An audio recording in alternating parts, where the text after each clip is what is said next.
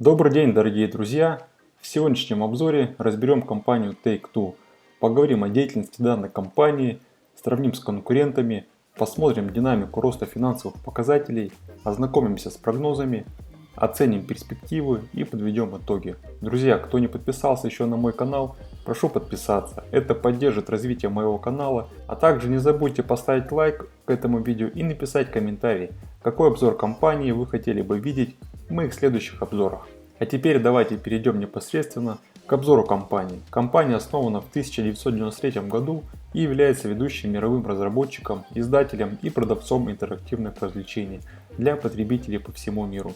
Она разрабатывает и публикует продукты в основном через Rockstar Games, 2K, Private Division и PlayDots.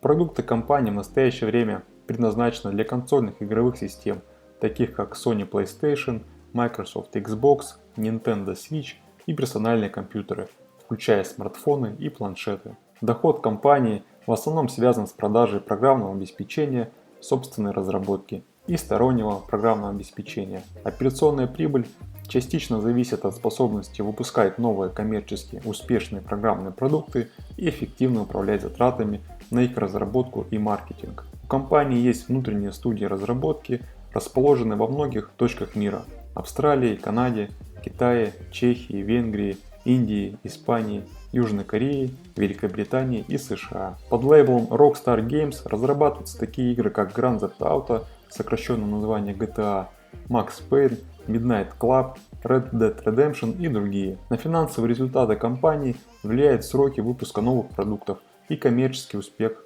этих игр. В частности, продукция Grand Theft Auto исторически составляет значительную часть выручки. Продажи продуктов GTA принесли 29% чистой прибыли за 9 месяцев, закончившихся 31 декабря 2020 года. Под лейблом 2K разрабатываются такие игры, как BioShock, Mafia, Borderlands, NBA 2K, Wrestling и другие. С описанием компании все понятно. Компания работает в индустрии развлечений и компьютерных игр и не является защитной отраслью. Теперь давайте перейдем к рассмотрению финансовой отчетности. Если сравнивать компанию Take-Two с конкурентами, то можно выделить двух основных игроков. Это компания Activision Blizzard и Electronic Arts. Все активы, включая Take-Two, американские, и они доступны для покупки российским инвесторам и трейдерам. Наибольшую капитализацию имеет компания Activision Blizzard в размере 71 миллиардов долларов. Компания Take-Two занимает третье место с капитализацией 20 миллиардов долларов. По стоимостному показателю P/E, который означает срок окупаемости акций компании ее прибылью, он равен 40. Это наибольшее значение по конкурентам. Но у конкурентов этот параметр незначительно меньше, он более 30. Форвардное значение P/E равно 28, то есть ожидается увеличение прибыли примерно в 35%, без изменения стоимости акций в течение 12 месяцев, но это лишь прогнозный параметр.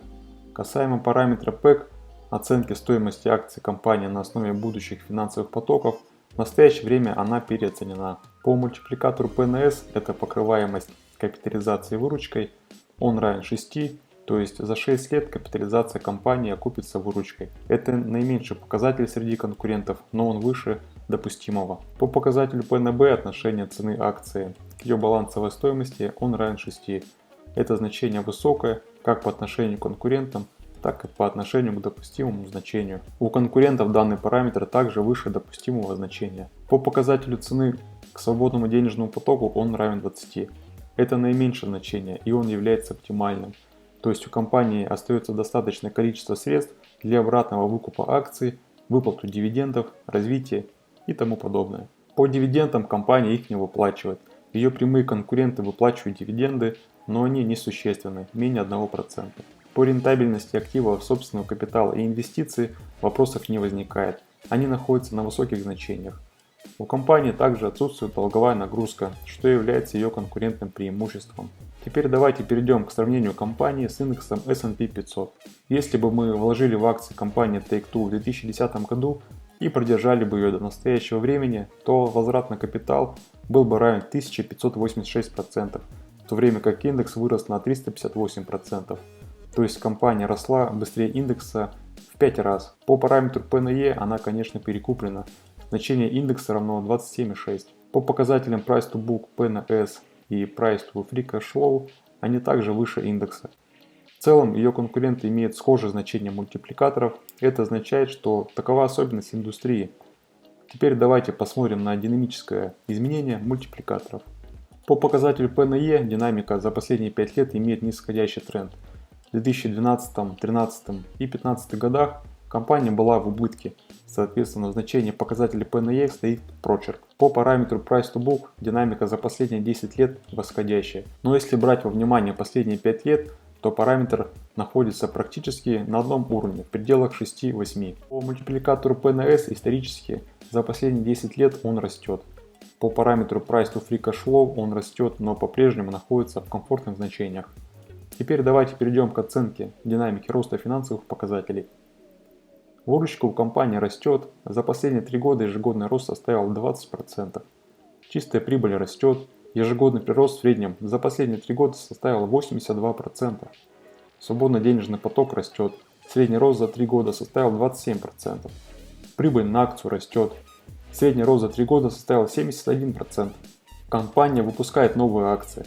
За 3 года в общей сложности она выпустила 22 миллиона новых акций. Чистая маржинальность у компании растет.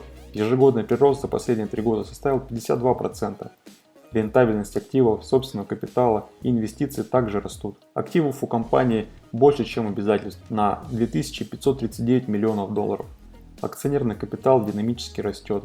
Долговая нагрузка у компании снижается, и она практически равна нулю. По данным отчета за 2020 год у компании имеется программа обратного выкупа своих акций.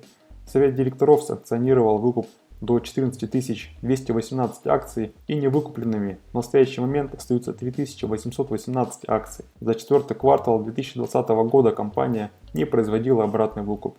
Исходя из тех графиков, которые мы увидели, скорее наблюдается динамика доп. Эмиссии, а не обратного выкупа. Давайте теперь перейдем к прогнозам аналитиков. 15 аналитиков сделали свои прогнозы в отношении компании Take-Two. 9 аналитиков высказались за покупку и 6 за удержание, 0 за продажу. Наименьшая оценка $185, наибольшая 250. Средняя цена $219, что выше текущей цены на 25%. Касаемо прогнозов прибыли на акцию, на 2021 год рост составляет 18%. В 2022 году рост составит 17% и к 2023 году рост составит 58%. Теперь давайте посмотрим на текущее состояние компании по графику движения котировки. С момента публикации последнего отчета от 28 февраля за 9 месяцев акции потеряли порядка 25%. И со своих исторических максимумов $211 опустились до 168. Падение акций связано со снижением чистой прибыли в годовом исчислении и снижением заказов. Как видно по графику, наблюдается нисходящий тренд, фигура в виде треугольника. Цена акций стремится к первому уровню поддержки в районе $154. На график я вынес нижнюю границу оценки компании по мнению аналитиков в диапазоне от 185 до $219. Приобретать компанию в данный момент я бы не стал, ввиду нисходящего тренда. Нужно все-таки дождаться отчета, который выйдет 18 мая, и увидеть перелом тренда и стабилизации ситуации. Вполне возможно, при условии позитивного отчета компания может пойти к уровням $180-190. Мнение, конечно же, субъективное. Теперь давайте подведем итоги всего вышесказанного. Касательно оценки базовых мультипликаторов, компания несколько дорогая, но стоит учитывать специфику индустрии. Она не платит дивиденды, имеет ростовой потенциал, исторически растет быстрее индекса. Прогноз на будущий период позитивный. Рост прибыли будет составлять порядка 15% на 2021-2022 года. Аналитики склоняются к покупке данной акции и прогнозируют рост на 25% от текущих уровней в ближайший год. Компания планирует обратный выкуп, что спровоцирует рост котировок. Покупок со стороны инсайдеров не отмечено. По фундаментальной устойчивости компания стабильная. Исходя из всего вышесказанного, я поставлю компании 4 звезды. В следующих роликах я разберу ее конкурентов. Друзья, на этом я буду заканчивать данный ролик. Если вам понравился данный обзор, поставьте лайк и напишите комментарий. А также не забудьте подписаться на мой канал. Всего доброго, друзья, и удачи в инвестициях. До скорых встреч!